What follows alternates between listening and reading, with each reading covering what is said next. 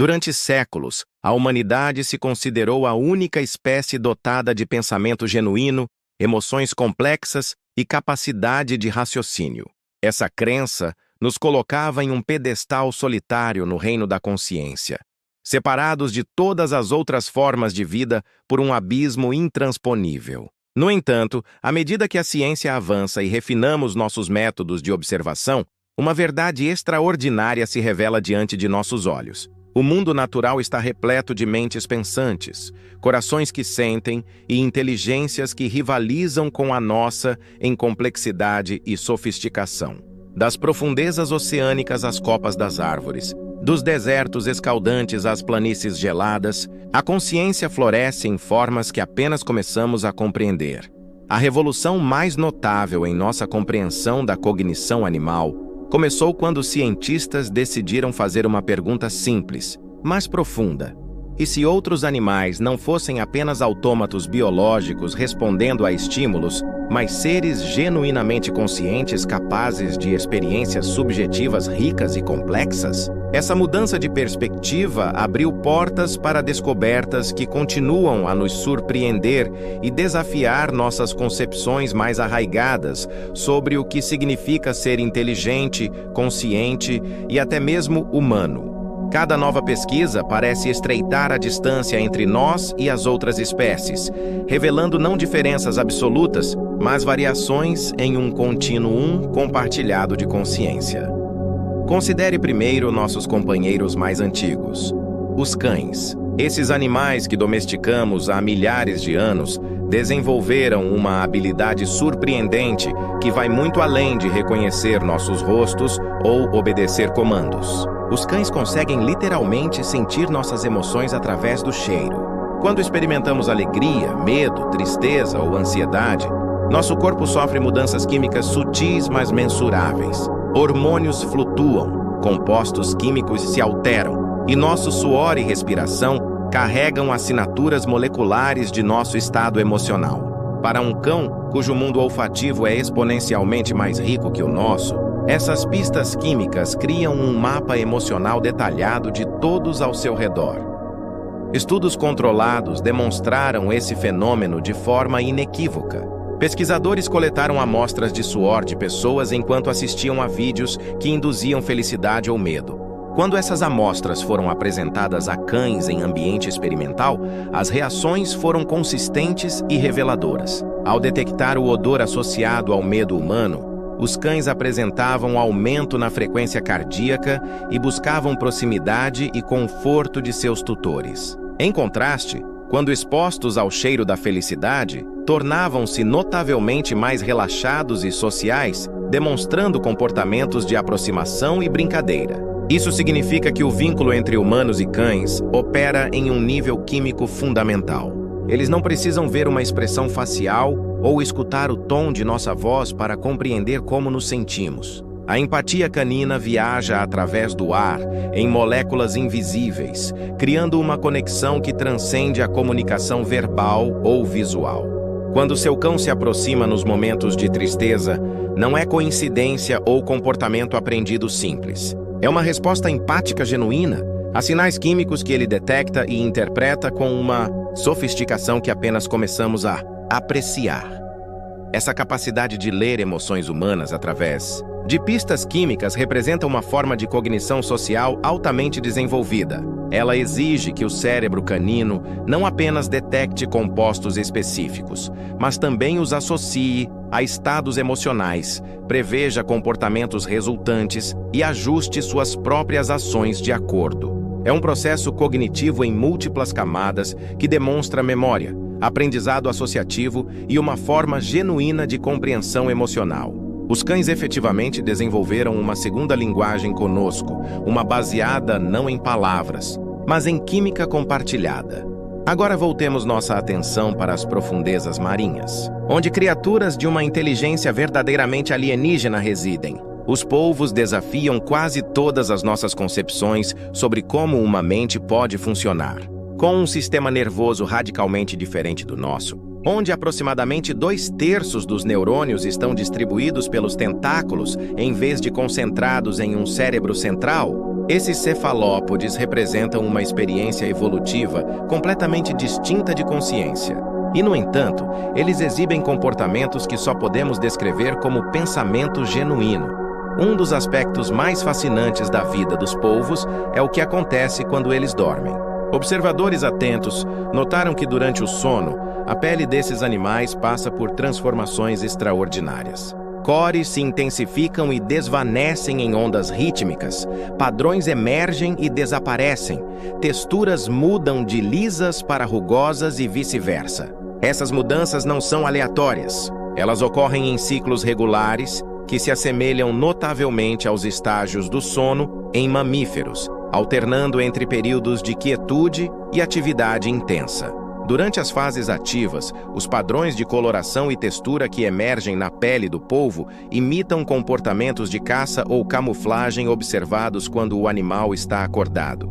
Um polvo adormecido pode exibir as manchas e cores que usaria para se esconder em um recife de coral, ou os padrões dinâmicos que emprega ao perseguir uma presa. A interpretação mais parcimoniosa desses dados é verdadeiramente notável. Os polvos sonham. Eles parecem reviver experiências passadas ou ensaiar comportamentos instintivos em um estado semelhante ao sonho. Mas, ao contrário de nós, cujos sonhos ficam escondidos dentro de nossos crânios, os sonhos dos polvos se manifestam externamente, pintados em tempo real na tela viva de sua pele. É como se pudéssemos ver o pensamento tomando forma física, memórias ondulando através de pigmentos em transformação. Para observadores humanos, assistir a um polvo sonhar é testemunhar algo profundamente estranho e familiar ao mesmo tempo. Estranho porque a arquitetura neural que produz esses sonhos é fundamentalmente diferente da nossa. Familiar porque o ato de sonhar, de processar experiências durante o sono, sugere processos cognitivos que reconhecemos em nós mesmos. Essa distribuição neural pelos tentáculos também significa que os polvos possuem uma forma de inteligência parcialmente descentralizada. Cada braço pode processar informação e tomar decisões de forma semi-independente, enquanto ainda coordena com o cérebro central. Imagine ter 8 centros de processamento cognitivo trabalhando simultaneamente, cada um capaz de resolver problemas, aprender com experiências e comunicar com os outros. É uma arquitetura mental tão diferente da nossa que mal podemos concebê-la e, no entanto, funciona com eficiência notável, permitindo que polvos resolvam quebra-cabeças complexos, escapem de aquários aparentemente seguros e demonstrem memória de longo prazo. Voltando nossa atenção para os oceanos abertos, encontramos outro exemplo extraordinário de cognição animal: os golfinhos e sua linguagem de nomes individuais. No vasto azul, onde marcadores visuais são escassos e as distâncias podem ser imensas, a comunicação sonora torna-se absolutamente vital. Os golfinhos levaram essa comunicação a um nível que rivaliza com aspectos da linguagem humana. Cada golfinho desenvolve cedo na vida um assobio característico, um padrão sonoro único que funciona essencialmente como um nome próprio. Essa assinatura acústica é moldada através de interação social e aprendizado, influenciada pelos sons dos pais e companheiros de grupo. O que torna isso verdadeiramente notável é como esses assobios são usados. Quando um golfinho emite o assobio característico de outro, o destinatário frequentemente responde, confirmando o reconhecimento. Essas trocas podem ocorrer mesmo quando os animais estão separados por quilômetros de água aberta. Mais impressionante ainda, estudos mostraram que golfinhos mantêm memória desses assobios individuais por décadas. Experimentos onde foram reproduzidos assobios gravados de companheiros que os golfinhos não viam há 20 anos ou mais resultaram em respostas claras e imediatas. Os animais se lembravam. Eles reconheciam as vozes de antigos amigos mesmo depois de um quinto de vida inteira. Essa capacidade implica muito mais do que simples reconhecimento de padrões sonoros. Ela sugere uma compreensão de identidade individual, uma memória autobiográfica robusta e uma estrutura social complexa, baseada em relacionamentos mantidos através do tempo e espaço. Os golfinhos não simplesmente vivem no presente, reagindo a estímulos imediatos. Eles carregam consigo um mapa social mental, uma rede de conexões e histórias compartilhadas que molda suas interações e decisões. Quando um golfinho chama outro pelo nome através das ondas, ele está invocando uma história compartilhada, reconhecendo a existência continuada de um indivíduo específico em uma comunidade que persiste através do tempo. É uma forma de comunicação que ressoa profundamente com nossa própria experiência social. As conversas subaquáticas dos golfinhos revelam uma sociedade tão complexa quanto muitas comunidades humanas, organizada em torno de confiança, memória compartilhada e identidade individual. Eles formam alianças que duram a vida toda, colaboram em caçadas coordenadas que exigem timing preciso e papéis específicos, e até parecem transmitir conhecimento culturalmente, com diferentes grupos desenvolvendo técnicas únicas de caça que são ensinadas aos jovens. No vasto oceano, cada assobio carrega não apenas informação imediata, mas também ecoa com toda uma vida de conexões, transformando o mar em uma rede viva de consciências entrelaçadas. Acima da superfície da água, nas paisagens que compartilhamos mais diretamente com outras espécies, os corvos oferecem outro exemplo surpreendente de cognição sofisticada. Sua capacidade de reconhecer rostos humanos individuais e lembrar deles por anos. Esses pássaros notavelmente inteligentes vivem em grupos sociais coesos onde distinguir amigos de ameaças pode significar a diferença entre vida e morte. Eles estendem essa habilidade às pessoas que dividem seu ambiente de maneiras que são simultaneamente práticas e impressionantes. Experimentos cuidadosamente controlados demonstraram a extensão dessa habilidade. Pesquisadores usando máscaras específicas capturaram e marcaram corvos para estudos. Depois, anos após esse evento inicial, os mesmos corvos reagiam agressivamente quando viam a máscara ameaçadora, alertando outros membros do grupo com chamados de perigo e evitando a área. O mais notável é que corvos jovens que nunca haviam experimentado diretamente a ameaça original aprendiam a reagir à mesma máscara simplesmente observando as reações dos mais velhos. Isso demonstra a transmissão cultural de informação, uma forma de ensino social onde conhecimento é passado entre gerações sem necessidade de experiência direta.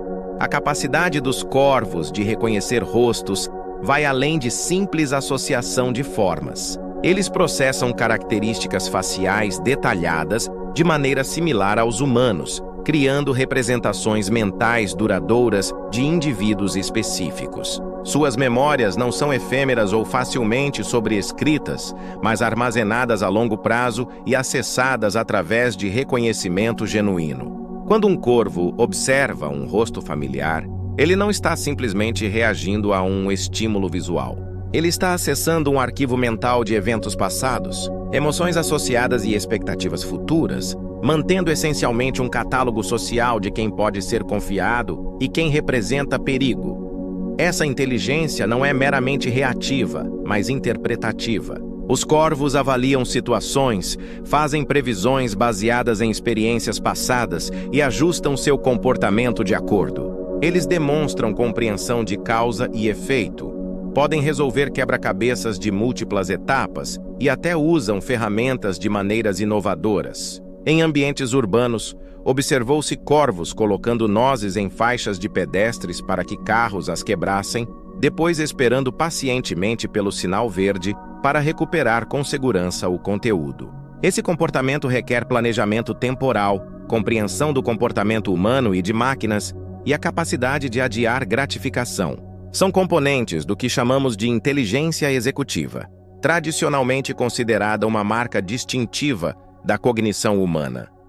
Nas vastas savanas africanas e nas florestas densas da Ásia, os elefantes oferecem talvez um dos exemplos mais comoventes de sofisticação emocional no reino animal, sua resposta à morte e ao luto. Esses gigantes gentis formam laços familiares extraordinariamente fortes que perduram por décadas. Quando um membro da manada morre, o que se segue não é indiferença ou simples confusão, mas um ritual que só pode ser descrito como luto compartilhado.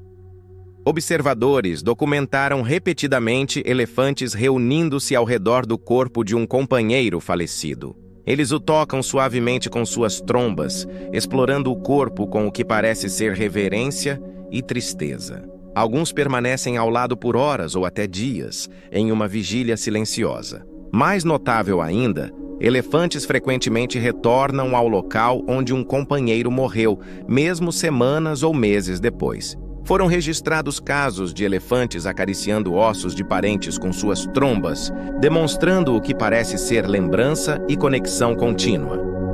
O comportamento da manada muda perceptivelmente após essas perdas. Os elefantes tornam-se mais quietos, comem menos e permanecem em proximidade ainda mais estreita uns dos outros.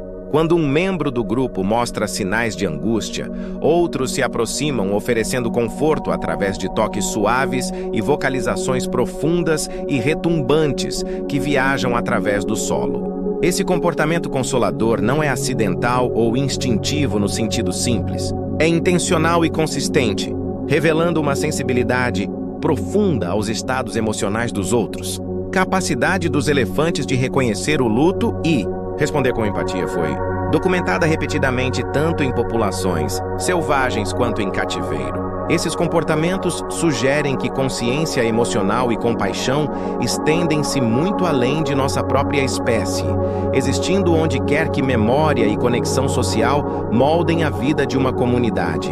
Os elefantes carregam suas mortes consigo, não apenas como memórias factuais, mas como experiências emocionais que informam como eles se relacionam com os vivos. Eles entendem, em algum nível fundamental, que a morte representa uma ausência permanente, e essa compreensão os move a oferecer conforto mútuo diante da perda. Existe algo profundamente humano nesse ritual de luto, e, no entanto, ele ocorre em uma espécie tão diferente de nós em forma e ecologia. Isso sugere que certas experiências emocionais podem ser universais entre espécies sociais complexas, que a dor da perda e o impulso para confortar o sofrimento não são exclusivos à experiência humana, mas parte de um repertório emocional compartilhado por mentes conscientes onde quer que elas evoluam. Os elefantes nos lembram que não estamos sozinhos em nossa capacidade de amar profundamente e sofrer quando aquele amor é rompido pela morte. Entre as aves, os papagaios apresentam um conjunto de habilidades cognitivas que desafia nossa compreensão tradicional sobre linguagem e pensamento simbólico. Linguagem verdadeira requer mais do que simplesmente imitar sons. Ela exige compreensão de que palavras representam conceitos, que símbolos sonoros correspondem a objetos, ações e ideias no mundo. Alguns papagaios, particularmente os cinzentos africanos, demonstraram essas habilidades de maneiras que surpreenderam até pesquisadores experientes. Estudos cuidadosos mostraram que esses pássaros podem identificar formas geométricas, cores e até quantidades numéricas quando questionados verbalmente. Mais impressionante, eles mantêm essa precisão mesmo quando as perguntas são reformuladas de maneiras diferentes, provando que compreendem o significado subjacente em vez de simplesmente memorizar padrões sonoros específicos. Um sujeito particularmente famoso desses estudos demonstrou a capacidade de combinar palavras familiares de maneiras novas para descrever objetos que nunca havia visto antes, mostrando uma flexibilidade conceitual notável. Esses papagaios também expressam preferências usando a fala, solicitando alimentos específicos ou recusando itens que não gostam. Eles podem distinguir quantidades, compreender conceitos abstratos como igual e diferente, e recordar informações aprendidas durante longos períodos. Esse alcance cognitivo aponta para raciocínio simbólico, a fundação do pensamento abstrato que, tradicionalmente, considerávamos única aos humanos, e talvez alguns grandes primatas. A comunicação dos papagaios representa uma ponte fascinante entre instinto e compreensão genuína. Eles não apenas fazem sons que por acaso soam como palavras humanas. Eles entendem que esses sons têm significados específicos e os usam intencionalmente para se comunicar. Dentro de cada troca verbal com um papagaio bem treinado, há uma pequena, mas genuína conversação atravessando a barreira das espécies, uma voz articulada emergindo da linguagem mais ampla da vida. Mas a sofisticação cognitiva dos papagaios vai além da linguagem. Eles resolvem quebra-cabeças complexos, demonstram memória de longo prazo excepcional e, como veremos, são capazes de emoções profundas, incluindo algo que parece indistinguível do luto humano. Quando um papagaio companheiro morre, outros no bando frequentemente exibem mudanças comportamentais dramáticas. Eles podem permanecer ao lado do corpo por horas, vocalizando suavemente ou tocando-o com seus bicos. Alguns se tornam visivelmente retraídos, recusando comida ou ficando incomumente quietos por dias. Esses comportamentos foram documentados tanto em ambientes selvagens quanto em cativeiro, sugerindo que não são resultado de condições artificiais, mas expressões genuínas de vínculo emocional e reconhecimento de perda. A reação dos papagaios à morte demonstra apego emocional e consciência de ausência, sinais de profundidade cognitiva e consciência social. O luto fortalece estruturas sociais ao reconhecer conexão mesmo na perda. O silêncio que se segue serve tanto como tributo quanto como aprendizado, ensinando aos outros a fragilidade da companhia. Dentro desses momentos de quietude, a inteligência encontra ternura. A vigília silenciosa dos papagaios torna-se uma pequena cerimônia de lembrança, prova de que consciência da morte e amor pelos vivos são fios entrelaçados da mesma consciência tecida através da tapeçaria da vida. Em laboratórios ao redor do mundo, uma descoberta improvável capturou a imaginação de cientistas e público.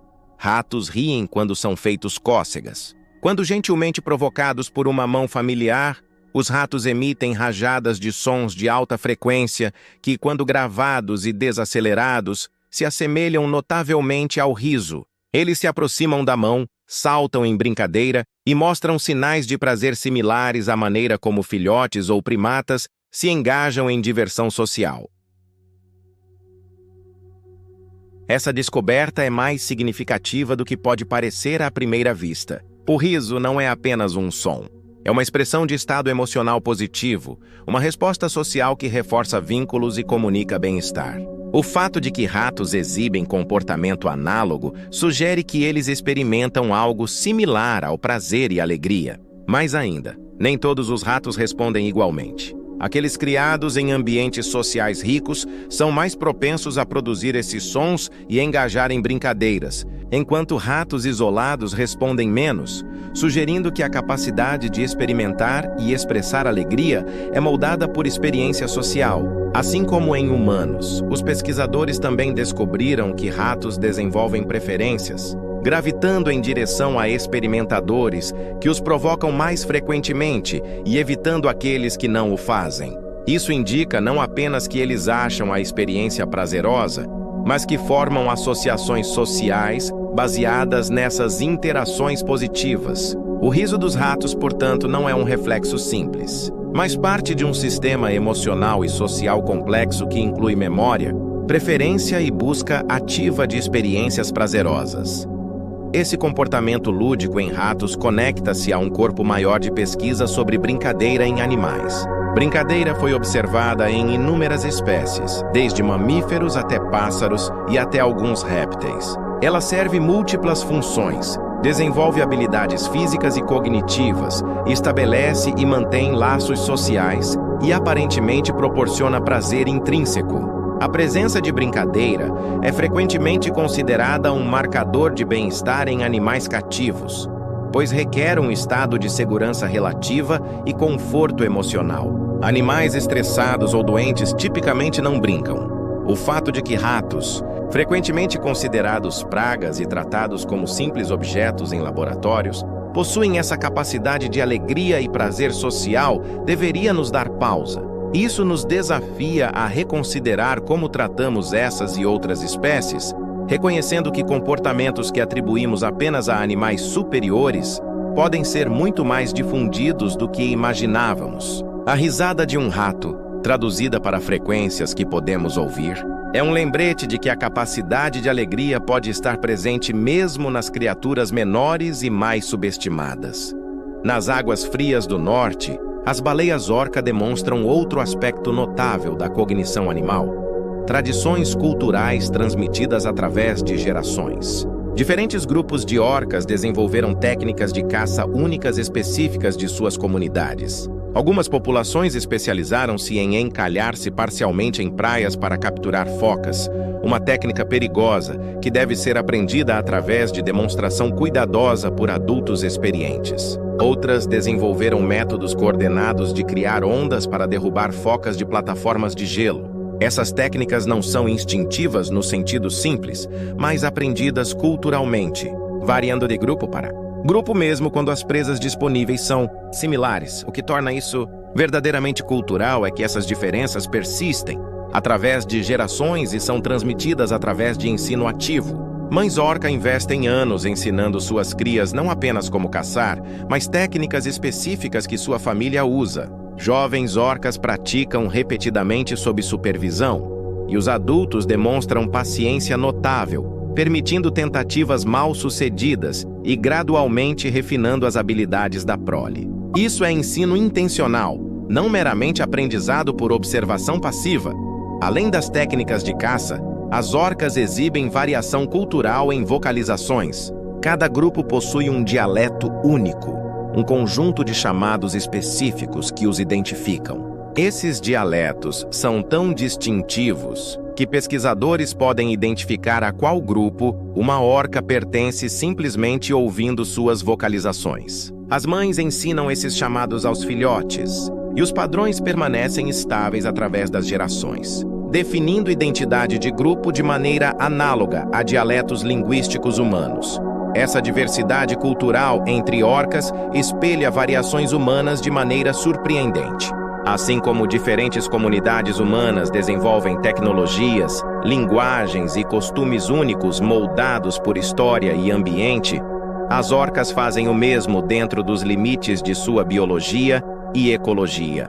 Elas não simplesmente respondem ao ambiente de maneiras programadas geneticamente, mas criam e mantêm tradições locais que constituem verdadeiras culturas. O reconhecimento de cultura animal força-nos a ampliar esse conceito além da esfera humana, reconhecendo que a transmissão social de comportamento e conhecimento é uma estratégia evolutiva que emergiu independentemente em múltiplas linhagens.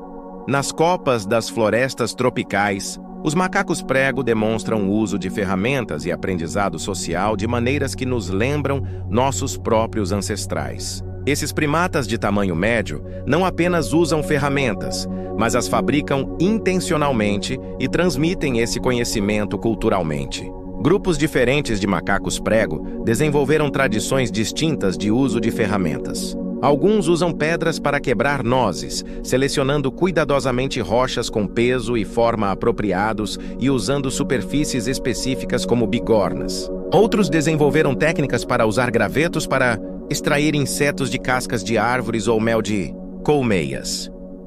O que fascina os pesquisadores é que essas tradições variam geograficamente de maneiras que não podem ser explicadas apenas por diferenças ambientais. Grupos separados por relativamente pequenas distâncias, com acesso aos mesmos recursos, desenvolveram técnicas completamente diferentes. Isso indica que as variações são culturais, não adaptações independentes às mesmas pressões ambientais. Jovens macacos aprendem essas técnicas observando e imitando adultos em um processo que leva anos para dominar completamente. Estudos mostraram que macacos prego possuem compreensão sofisticada das propriedades físicas dos objetos. Eles selecionam ferramentas baseadas não apenas em disponibilidade, mas em adequação à tarefa. Uma pedra muito leve não quebrará uma noz resistente, enquanto uma muito pesada é difícil de controlar. Os macacos fazem essas distinções e às vezes carregam ferramentas preferidas por longas distâncias, demonstrando planejamento antecipado. Eles também modificam ferramentas, afiando gravetos ou quebrando pedras para criar bordas mais eficazes. Além do uso de ferramentas, os macacos prego exibem cognição social complexa.